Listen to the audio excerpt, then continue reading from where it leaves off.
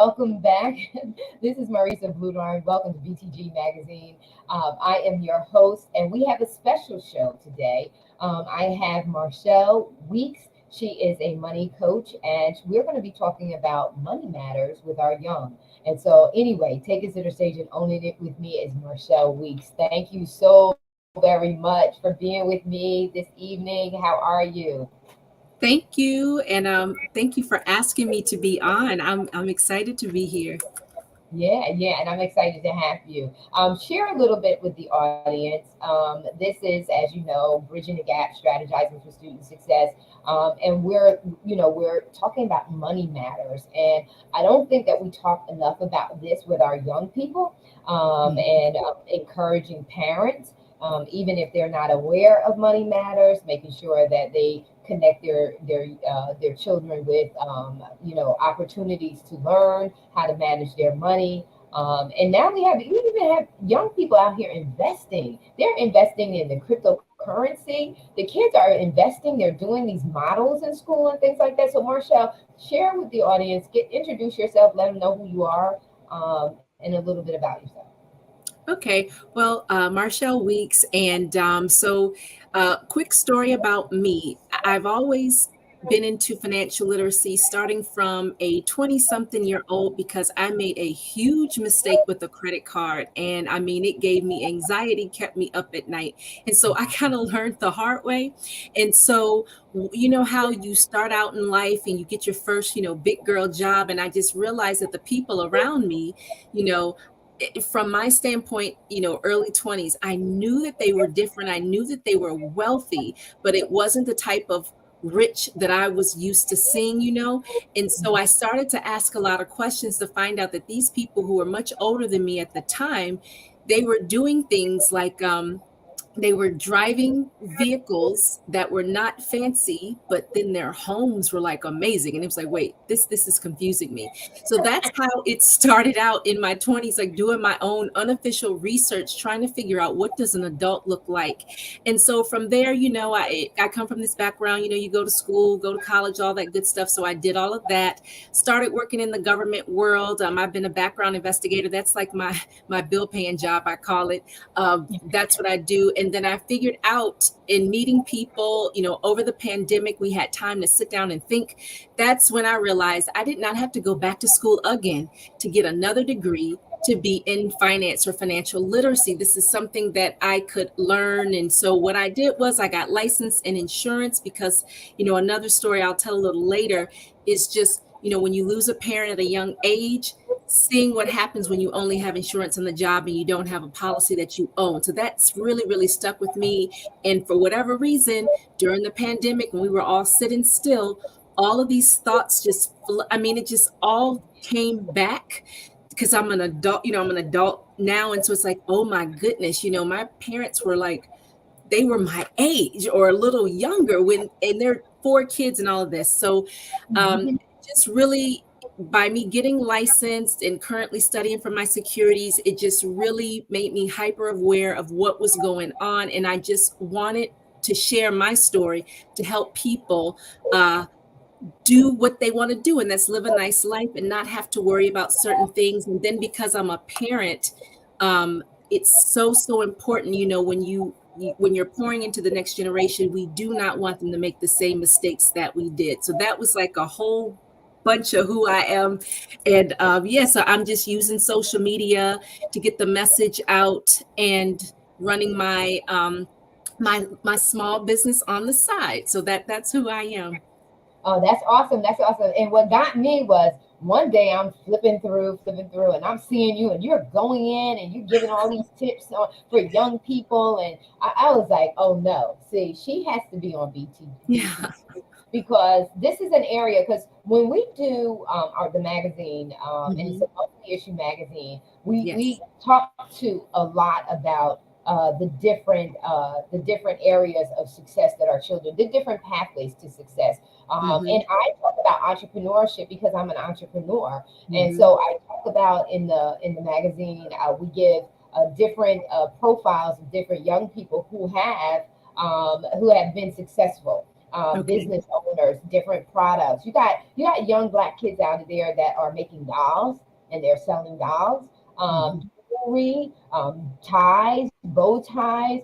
You have a Mhm. lot of young people's apps. They're out there, but we don't Yes. hear about that. We don't Yeah. know about that. Parents don't know that they can encourage and support their children in this area, or even taking them and putting them in those environments that would Right. cause them to think in a different way, not just playing with your phone or playing on games. What games can you play that are educational games that are going to teach you how to manage money? There's a difference with between just sitting your child in front of a television and sitting your child in front of the television with games that are going to educate them, make them wiser, make them So smarter. true. And so you were sharing. We wanted to just say hello to Regina. Regina is watching, so Hi, thank you so very Regina. much, Regina, for watching. And so you were sharing something about your children in regards Mhm. to them attending a program. You were getting them Mhm. in a program because, just like you said, we want our children to do better, right? We want our children to do Yes. better. Yes. So I believe I call it the piggyback ministry. We were young people and our parents would tell us things, and we may have listened and we may have said, oh, that's just mom or dad, or that's grandma Yeah, just saying something. What I did is I went to outschool.com, because even though I know things, it's going to be better received sometimes by somebody else. And I am okay with that, because I'm going to come behind and say what I have to say because somebody else has said it. That's just life, right? right. We got to Yeah, and admit, that's how we learn and grow, though. right. So I signed the kids up for this class, and it's called So You Want to Be a Millionaire, and it's about entrepreneurship. And so it's online, and they meet with a teacher via Zoom once a week, and they learned about Elon Musk. And so the kids today, so when we were young and we would be in the car going on these trips, and remember punch buggy, and you punch your brother, sister in the back seat, or cousin, Right. my kids play Tesla. Look, it's another age, it's another generation. So whenever they see a Tesla, oh, that's my Tesla. That's, ooh, look at that one. So them learning about Elon Musk, they were so excited. And so, it's Oh, that's good. yeah, so that's what the teacher taught about. He taught about Elon Musk, put a short video on because this is for their level. They're 8 and 9. And so I believe the class starts at 7, between ages of 7 and maybe 13. And so afterwards, they run to me and say, they're telling me about I want to start a business. I want to start a business. And so I also found, and here's another resource, and I actually have it up. It's called moneyprodigy.com, and they have business plan templates for kids, and the majority of them are free business plan templates. And so it's little things like that, just to get their brains going, because is my she well, here's the idea. She wants to do a nail polish, so I'm gonna see if I can do it, right? Even if we had to make it at home and we only try to sell to her friends, it's like, well, let's see, because like you said, there are kids today who are doing it. Who remembers Ryan? Do you all know who Ryan is on YouTube? Ryan started off testing toys, just playing with toys online. The videos were not professional. It was just mom or somebody videoing him with a cell phone.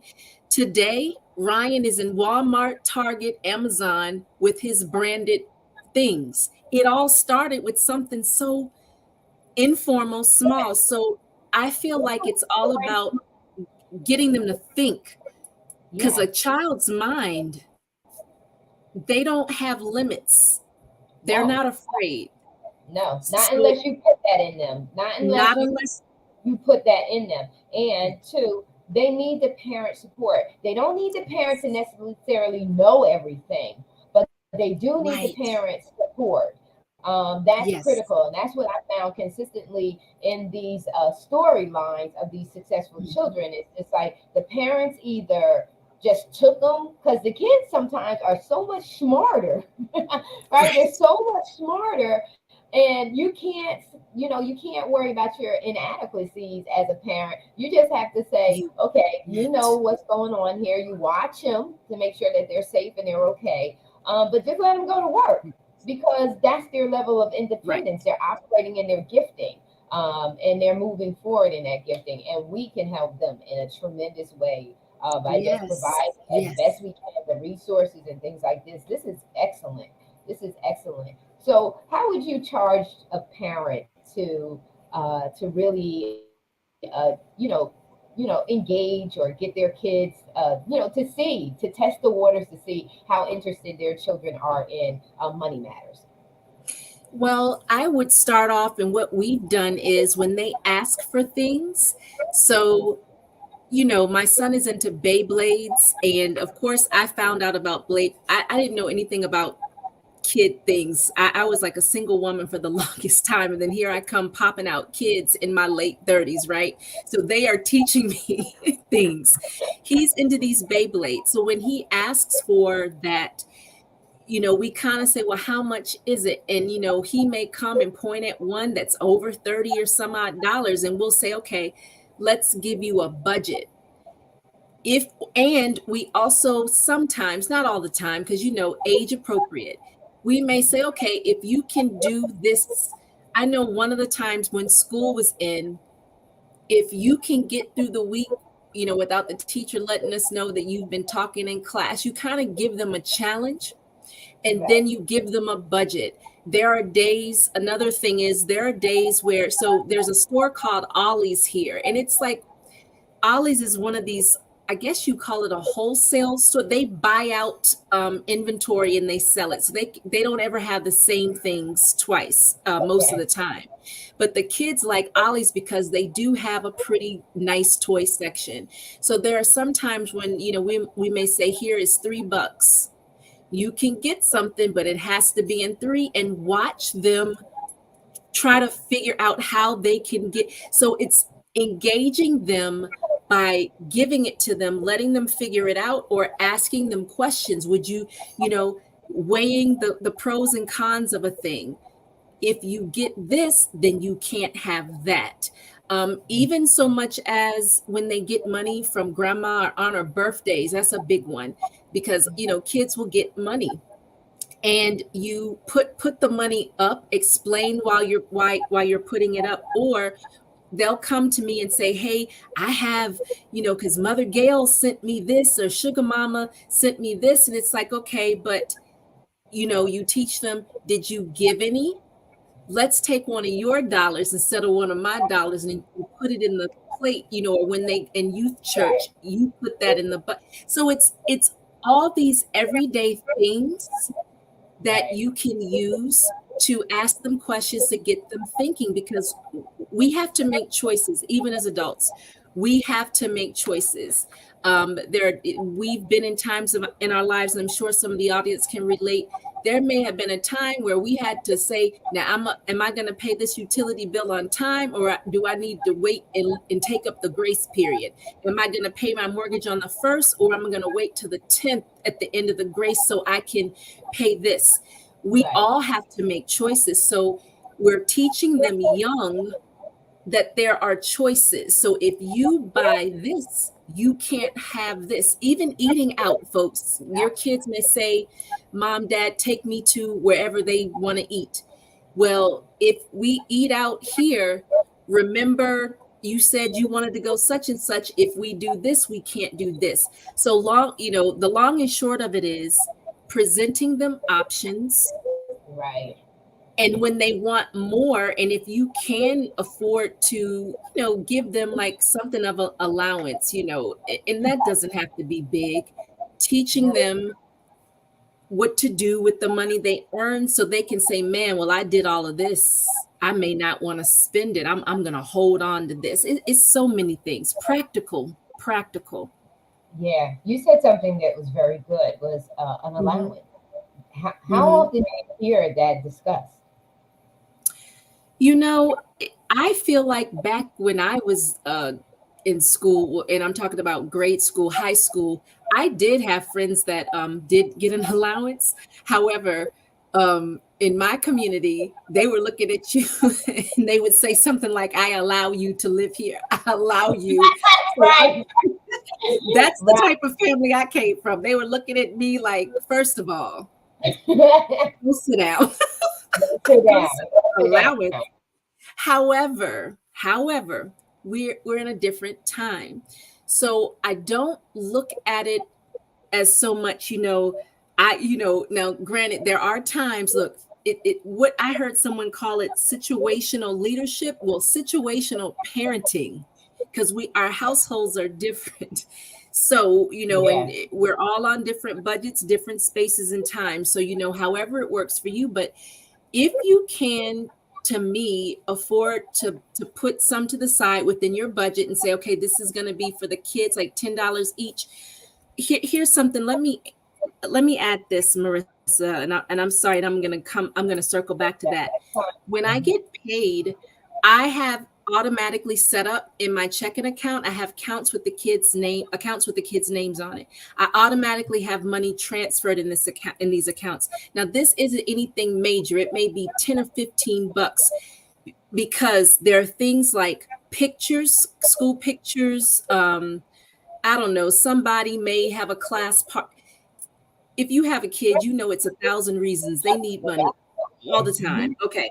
So when you think about that type of allowance or setting aside, that allowance, if you can do it, you're teaching them how um, to set aside and work with their money. Because if they don't ever learn how to work with their money, then they're going to end up being adults who don't know how to save money, or who don't know how to make choices, or don't understand there are consequences to your choices.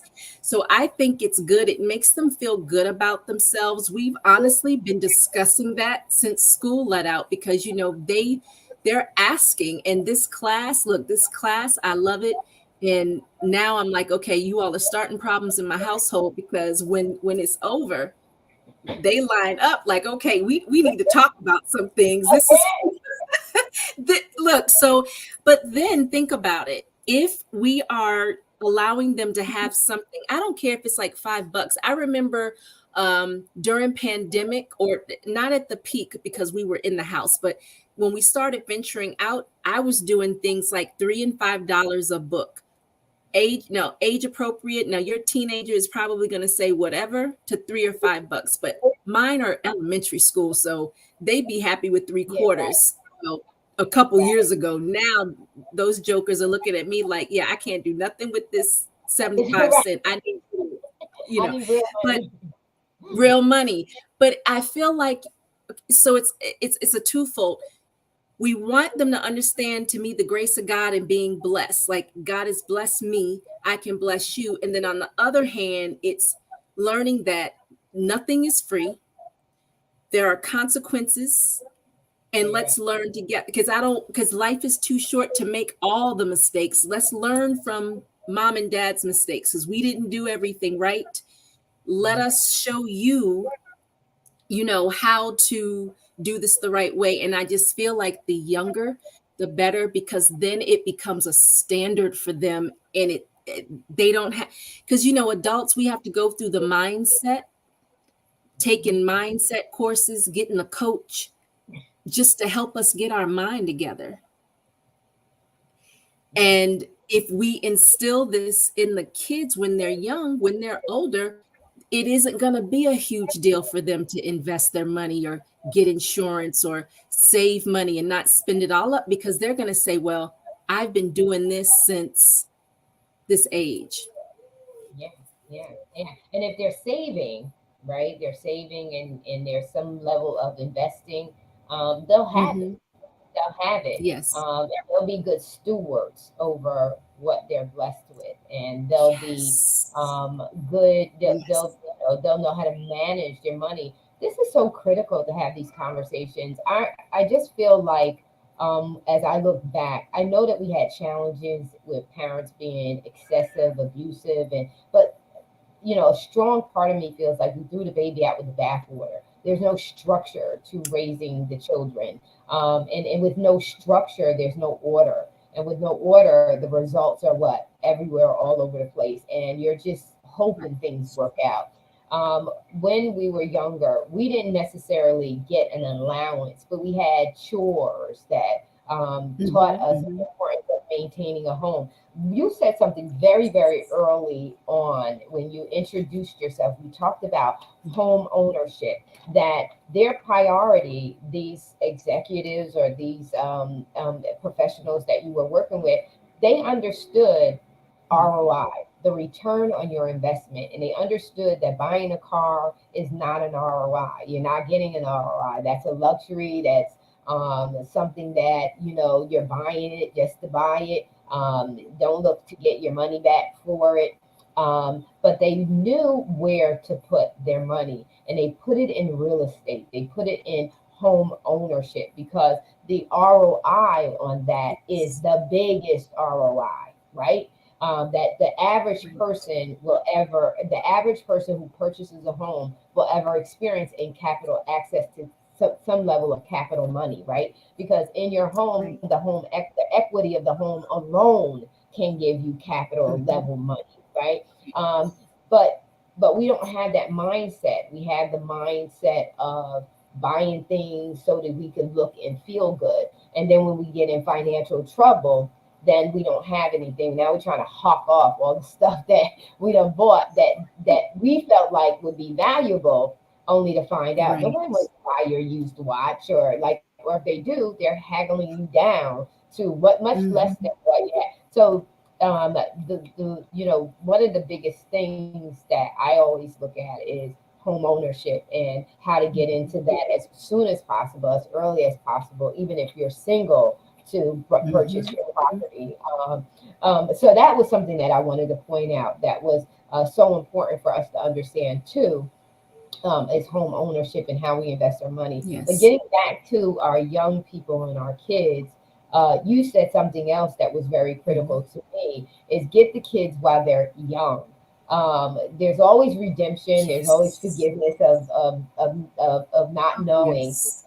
But the sooner you get them, the better. And share a little bit, because you talk about you and your husband.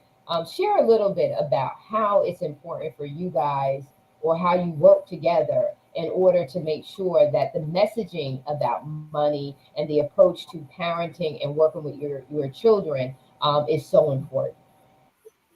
So for us, we strive to keep for, as believers, we strive to push forth the message that we are blessed with this. And the reason why we do this for you is because we love you. This is, grace and whatever. However, we have to, again, as you said, we teach them about taking care of what we have. We tell them, and it's and it's all in the wording, all in the mood, the environment, but I don't we don't ever want to paint a bad picture of working. So it's like, oh man, mom and dad have to work again, or mom's on another Zoom, but we bring them in and we say, well, you like to do XYZ. Like, I laughed because I told someone yesterday we picked the most expensive extracurricular activities for these kids. We did not know any better. So my son is in karate and my daughter's a competitive dancer. Oh my gosh. And they call it tuition, not like a fee. It's called tuition, and we pay it every month. So it's Right. like, what were we thinking about, right? So will we remind them, well, you really enjoy doing this, don't you? Yes. Okay. Well, that means that we are going to go to the jobs that God has blessed us with, or mommy has a client that she's meeting with in her business. We bring them in because we want them to understand that one day you're going to work, and we want them, teaching them to do something you like to do, hopefully that it will bring you the lifestyle that you want. But it's bringing them in on the conversations, letting them know. I remember, you go out to eat and they want to know, can I swipe the card, or can I whatever. And I think, I can't remember which one, but they saw the receipt and their eyes got big. And family of four, come on, in Atlanta, it's a Yeah. family of four in Atlanta, so you know how much you spend when you go out. And so I remember Antoine saying, "So you're gonna pay for it?" And I have money in my bank, Dad. If you pay for it now and I'll give you the money in my bank. And he was like, well, I'm not going to make you do that because this, God bless us with the jobs. Now, sometimes you tell them to mind their business. So I do not want to paint a picture like we are a perfect family because we are Right. learning. It is trial and error, but I feel like the communication, the talking, like when how kids will eat something and they don't like it and they'll try to throw it in the trash, reminding them like, yeah, we can buy this, but did you ask to see if someone else wanted it before you just threw it in the trash? Like we paid for that. Right. And at the same time, we want them to understand that we are blessed and we're blessed to be a blessing. We do a lot of giving away. That's another thing. When, being a good steward, after you have paid for this and you've played with this, let's see if we can give it to someone who may not have, and making them aware. The Right. pandemic was rough.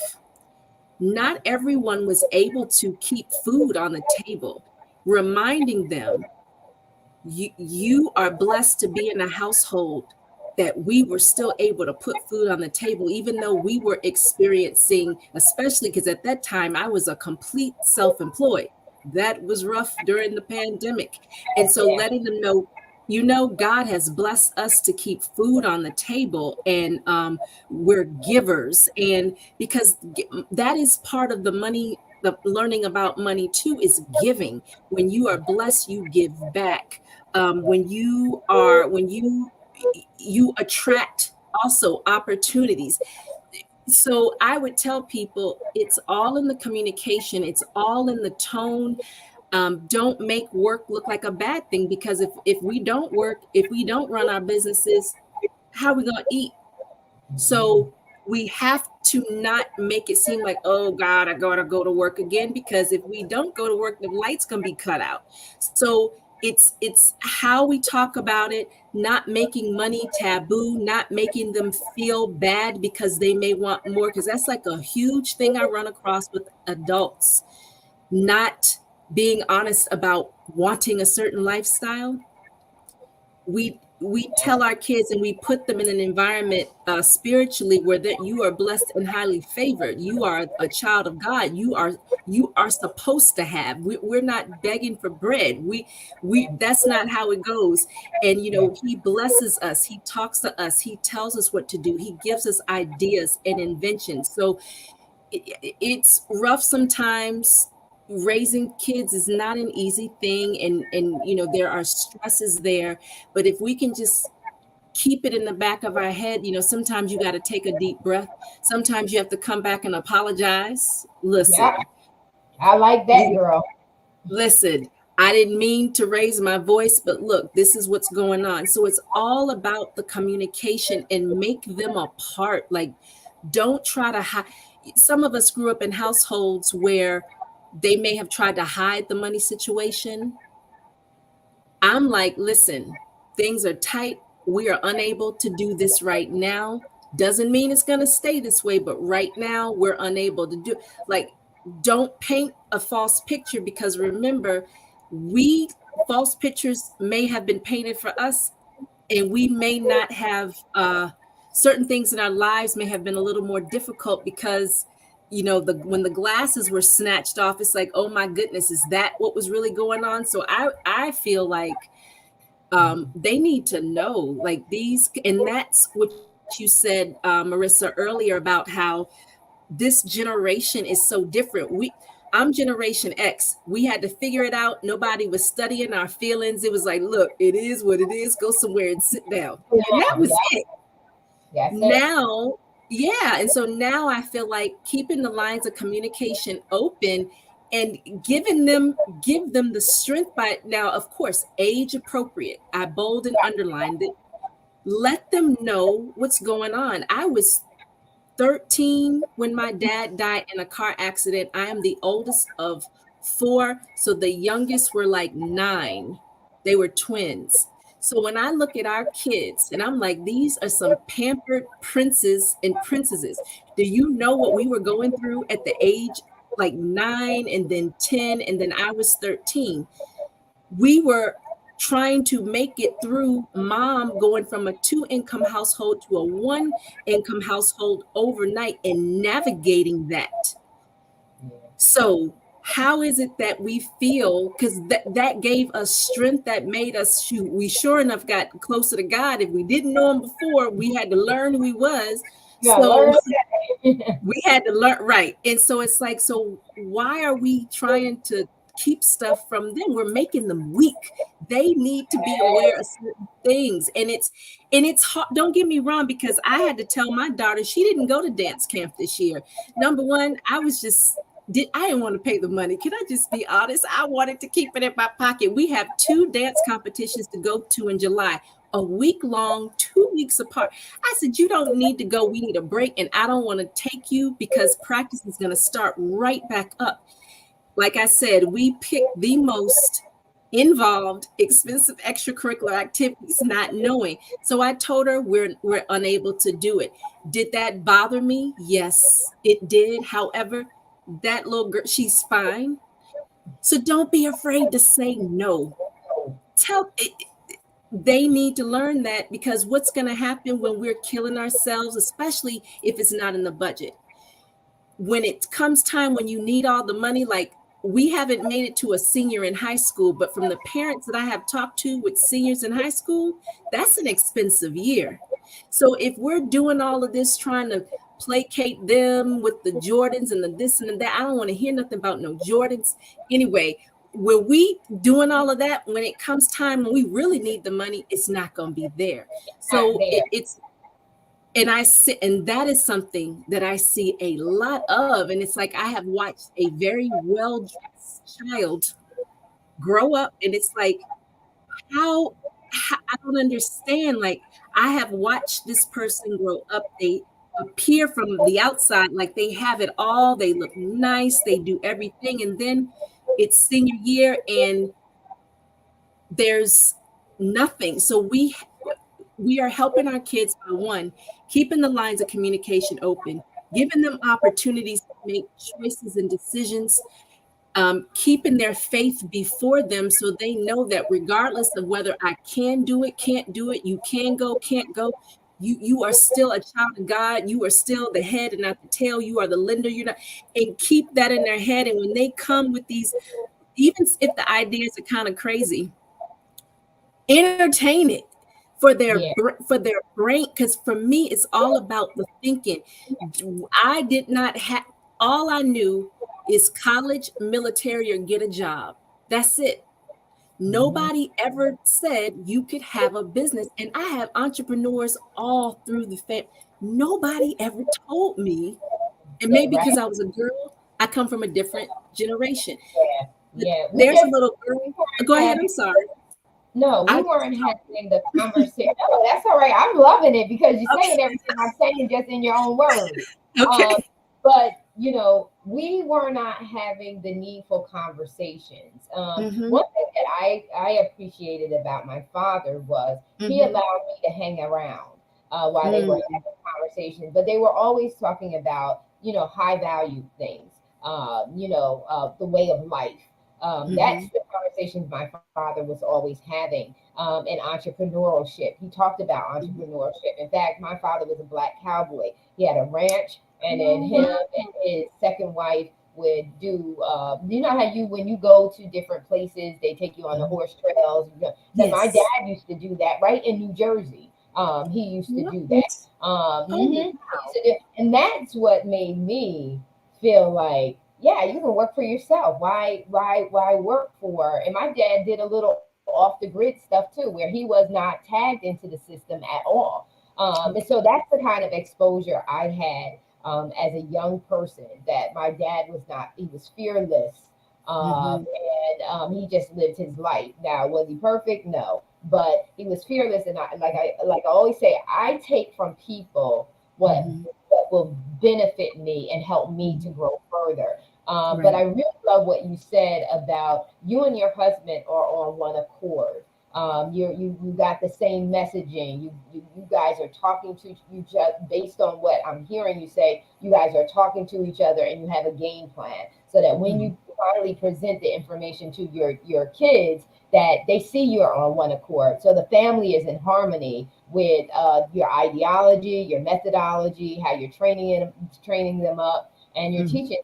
And I always say, be transparent with your kids, because we Right. have created, if any time we can see that we're in a society today that our children are high in their anxiety, and that's what the reports are saying, that our kids are very anxious, that means that they don't feel secure. And you talked about something else that we're not talking about too, is people have dogged out their jobs in front of their kids. Mhm. They made them their jobs dogmatic, cumbersome. Oh my God, this job, and now we have kids that they don't even want to stay at a job. They don't want to stay at a job, and you're wondering why. Because what have we modeled? Our kids don't do what Right. we say, they do what they see us do. Because what they So see us true. do feels a whole lot better than what they feel like we're saying. So that's where the conflict lies. And then we're wondering, you also address parents that are living beyond their means, they're showboating. And that's where that falsehood comes in. You're feeling phony because that's exactly what you're doing. You're operating in falsehood. That's not your true reality. And to keep Right. up with that is a lot of work. I got to commend them because I can't keep up with all. I can't keep up with all of that crap. It's Um, right. but another thing that you shared with two is that now they get to high school. Where is the tuition for college? Where's the college tuition? Where was the planning for college? I remember, and I don't know if they're still doing it, because, like I told you, my kids are going to be 36 and 31 this year. In the next couple of months, my kids will be 36 and 31. So I'm kind of out of the loop. My granddaughter is turning 13 this year, so I'm pretty sure we're going to be doing something for that. You But look so young. Oh my goodness. I would never think that. You look like you're in your 30s. thank you. I'll take that. I'll take it all. But listen, I remember, like, when my daughter was graduating high school, and a couple of years ago, they're dropping 20 and $30,000 for these kids to have sweet 16s and quinceañeras. Mm-mm, What, mm-mm, where did that come from? So when they get yeah. married, what are you mortgaging the house? Because you either took out a home equity loan to do that, unless y'all living large and in charge and you're saving all of that. You took out a home equity. What is that foolishness? What happened to going to the lodge or going to one of the little what is that, the rec centers, and Yeah. blowing it up with some balloons and just having the kids have fun? If you are doing so much all of this at such an early age, what do they have to look forward to? And then Oh what are you going to have to retire on? God. And then you're wondering why your blood pressure is up, you're sick, and all that other stuff. But I really, really, just to bring us back in and to also Mhm. close us out, because we're talking, and Marshall, you got to come back. This was a good conversation No, though. I you yeah. gotta come back, because these are the conversations that need to flood the gates. Um, Talking to our children about preparing them with money matters. I remember my kids grew up watching CNN, Bookspan, C-SPAN, Mhm, MSNBC before Trump. My yeah. kids were already Mhm, watching MSNBC politics. They grew mhm. up with that kind of news in the house, not your typical news, the news that is not mainstream. Now MSNBC is, but back in the day, it It was. wasn't. And no, Mhm, and not everybody was watching it. They didn't start right. paying attention to politics until Trump got into office. But my kids grew up on that. Tony Mm, Rhodes Journal, like it mhm, is. That's what my mhm, kids grew up in the house listening to. And so mhm. we got to have these conversations with our kids. We got to have the conversations that you're having with your kids. We got to begin to have those conversations so that our kids are grounded. Jordans, what is that? We got to get them to that place where, God forbid, if something happens to us, because my parents both passed away before I think I was even 30. My mom passed away by the time I was Mhm. 27. My Okay. dad passed away within 3 to 4 years later. Mm, Um, so I didn't have them. in my Mhm. later adult years. I didn't have access to them, their wisdom, or Right. their guidance or their security. Because even as adults, we Yes. still need our parents. We need the generations. And so Mhm. this is so, oh my God, we've tapped in. We started on money matters, but we talked about family matters, and why it's important to be transparent, Mhm. communication. Said. So leave us with some closing thoughts. Regina, love you, sis. Thank you so much for hanging in. She is making these comments. Wow, amazing cowboy. Say it, speak it, ridiculous, educate us. Listen, I love it. I know you got to come back because Thank BTG would love to have you. And so, but your closing remarks, how can people work with you? What are you doing? I know that you're talking about young people, but you work with you are a money coach. So talk to our audience and let them know how they can work with you. So you can reach me at my Calendly link that's scrolling across there, www.calendly.com /chat with Mars. And I'll also post it in the chat. And I work with adults. Now, in the future, I do see myself working with youth. However, it's like, still establishing, going through the process so I could establish something because, with our young people, we just have to be careful with them. We want to make sure we're pouring in the right things. So I definitely would want to get God's blessing before I altered off the route that I feel like I was placed on. However, in me educating adults, you can take that information and go straight to the kids with it. So if you want to reach me, I can help you out with your insurance, your investments, and savings, mindset about that. Just, because I know that's a scary topic. And I also, especially if you have entrepreneurs out there and if you also have like a story or you have some lessons that you've learned, I'd love to talk to you because, again, it's all about getting the message out. And we need as many people that look like us talking about this as possible because we have so much money within our community, and we have to pay it forward because somebody did it for us, and we're standing on the backs of, and we have to make sure our generations to come, we got to give them something that they can stand on because it was done for us. And so, yeah, I'd love to, connect with you outside of BTG if possible. Yeah, yeah, that's awesome, awesome. And like I said, Cornell West, I said to him, I love because it. we're talking Hmm. about, I Hmm. remember one of his book signings. He had did a lecture or was part of a panel lecture. Hmm. They were talking when the kids were going out and protesting, and I Hmm. said to him, I said, how do we properly hand the baton to the next generation? They're asking. They Hmm. were here and they were asking him, how do we organize? How do we create a movement? And I just felt like he didn't answer the question. And so I went to a smaller book signing. Hmm. I was the first person up. Right. And I said, I have a question. And my question is the young man the other day asked you a question. How do we properly pass the baton to the next Mhm. generation so that they grab it so it doesn't drop to the floor? Because Right. that's what he's asking. We got to train them so that they're equipped and they're well trained and they're proficient in grabbing that baton so that they can successfully carry themselves on after we're gone. They're our legacy. Yeah. They're our legacy. They are God's assignment to us. And I remember my girlfriend saying that. She says, our children are God's assignment. It's And true. what we do with them is the grade that we get. It's It's the grade that we get. And so this has been amazing. And you got to come back as I often as will. you like.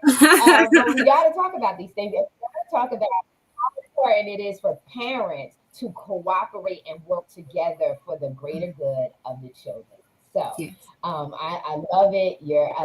Thank you so very much for jumping on with me tonight, not counting it robbery. I appreciate it. And I'm looking forward to you coming back. Ladies and gentlemen, we are out. Thank you so much. Thank It has been you. a huge